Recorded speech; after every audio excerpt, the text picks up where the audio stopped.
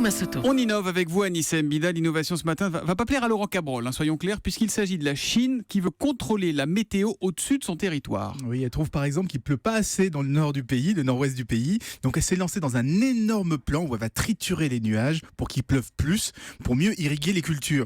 Et c'est le plus grand projet de contrôle du climat jamais réalisé. Plus grand d'abord par son budget, plus de 150 millions d'euros, des milliers de fusées, des dizaines d'avions, et plus grand aussi par son envergure, puisque la région en question fait 2 fois la surface de la France. Mais comment font les Chinois pour faire pleuvoir à la demande ? Les Indiens faisaient la danse de la pluie.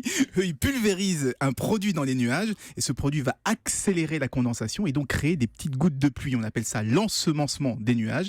Et les Chinois sont passés maîtres en la matière puisque, vous voyez le smog, le fameux brouillard de pollution qu'il y a dans certaines villes, et bien pour le dissiper, ils font pleuvoir dessus.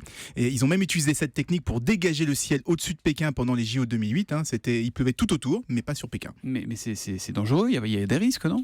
Certains commencent à s'inquiéter parce que tout ce qui est pulvérisé dans l'atmosphère, évidemment, ça finit par tomber sur le sol ou dans les rivières. Et alors aujourd'hui, les concentrations sont assez faibles, donc il n'y a pas d'impact. Mais à force, on peut se dire que ça va finir par empoisonner les plantes et les poissons. Donc il va falloir rester vigilant parce qu'on ne joue pas impunément comme ça avec Dame Nature. Je ne sais pas si la chronique innovation ou si c'est la chronique consternation ce matin. Mais en tout cas, voilà pour cette nouveauté. Merci beaucoup, Anissa Mbida.